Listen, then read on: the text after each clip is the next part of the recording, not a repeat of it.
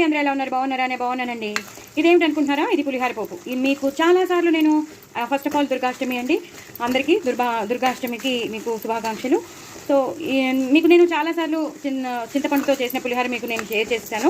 So అందుకే నేను ఇవాళ షార్ట్ వీడియోని పంపిస్తున్నాను. సో నేను పోపులన్నీ వేసేసుకున్నాను, నువ్వులు కూడా వేసుకున్నాను. ఆవాలు జీలకర్ర అనేది కామన్, మినపప్పు శనగపప్పు అనేది కామన్, ఎండుమిరపకాయలు పచ్చిమిరపకాయలు పల్లీలు అనేది కామన్. నేను నువ్వులు కూడా వేసుకున్నాను. ఇప్పుడు నేను పసుపు వేసేసుకున్నాను, ఎక్కువ పచ్చిమిరపకాయలు వేసుకున్నాను, అలాగే అల్లం ముక్కలు వేసుకున్నాను, కరివేపాకు వేసుకున్నాను. ఇప్పుడు ఇంగు వేసేస్తాను. కొంచెం మనం తీసుకునేది క్వాంటిటీ ఎక్కువ చేసుకుంటాం కాబట్టి ఆ మాత్రం ఇంగు పడుతుందండి. ఇంగు దగ్గర అస్సలు కాంప్రమైజ్ కావద్దు, పులిహారకి ఇంగు లేకపోతే బాగోదు. అలాగే నేను ఆవపెట్టి చేస్తున్నాను కాబట్టి అది కూడా సరిపోతుంది. అంటే ఆ ఇంగువ, ఆ ఆవ పెట్టడం, ఈ పోపు వేయించడంలోనే ఉంటుందండి. అంతా ఎంత పోపు బాగా వేయిస్తారో అంత బాగుంటుందన్నమాట. అసలు మీరు ఒక మినపప్పు కానీ శనగపప్పు కానీ దోరగా వేగిపోవాలి మీకు. అప్పుడే మీకు ఆ పులిహార అనేది నిలవ కూడా ఉంటుంది, టేస్టీగా ఉంటుంది. నేను యాసిడ్గా పచ్చిమిరపకాయలు వేసేసుకున్నాను, కొన్ని సగానికి వేసాను, అలాగే కొన్ని యాసిడ్గా వేసేసుకున్నాను. అలాగే ఎండుమిరపకాయలు కూడా నేను యాసిడ్గా వేసేసుకున్నాను.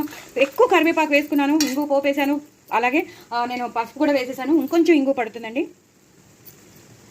చాలు. ఇది వేయించేసుకున్నాను కదండి, ఇది వేగుతూ ఉంటుంది. అలాగే ఇక్కడ నేను చింతపండు రసం కూడా పెట్టేసుకున్నాను, అయిపోయింది. ఈ చింతపండు రసంలో నేను కొంచెం బెల్లం వేసాను, కరివేపాకు వేసాను, ఉప్పు వేసేసాను. నాకు తగినంత, అంటే అన్నం ఎంత ఉందో దానికి తగినంత తీసుకున్నాను, వేసేసాను. కొంచెం ఆవాల మెంతుల పొడి, రోస్టెడ్ పొడి ఉంటుంది కదా, అది కూడా వేసాను. సో ఇప్పుడు ఇవన్నీ చల్లారాక, ఎందుకంటే చెయ్యి కాలింది, చూసారు కదా చెయ్యి కాలింది. సో అన్నం వేసేసాక, అన్నం కూడా బాగా చల్లారాక ఈ పోపు, ఈ చింతపండు రసం వేసేటప్పుడు, కలిపేటప్పుడు మీకు చూపిస్తాను. చూసారు కదండి, నేను మొత్తం ప్లేట్లో వేసేసుకున్నాను, పోపు కూడా వేసేసాను, చింతపండు రసం వేసేసాను. ఇప్పుడు ఆవాల మెంతుల పొడి వేస్తాను, డ్రై రోస్ట్ అనేది, అంతే సరిపోతుంది. ఇప్పుడు ఆవ పొడి, నేను చేసేదే ఆవ పెట్టి చేస్తున్నాను కాబట్టి ఈ అన్నానికి ఎంత సరిపోతుందో అంత వేసుకోండి. జస్ట్ ఆవాల్ని గ్రైండ్ చేసేయడమే, అంతే. ఇంతకన్నా ఎక్కువ పట్టదండి.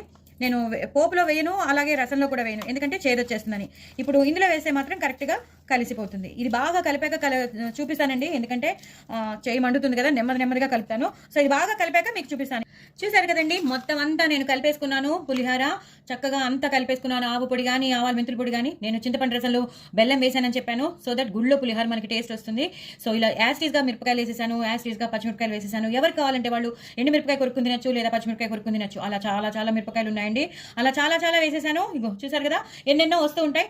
సో లాస్ట్లో మాత్రం కొత్తిమీరతో గార్నిష్ చేసేసుకుని కలిపేసేయాలండి. చాలా బాగుంటుంది పులిహార, మాత్రం వదిలిపెట్టరు. చాలా టేస్టీగా ఉంటుంది. మీరు నమ్మరు, పిల్లలు పెద్దలు అందరూ వదిలిపెట్టరు దీన్ని. ఇది నెక్స్ట్ డే కూడా చాలా బాగుంటుంది, ఎందుకంటే ఆవు పెట్టిన పులిహార కదా, ఇది నెక్స్ట్ డేకి ఇంకా ఊరిపోతుంది అనమాట.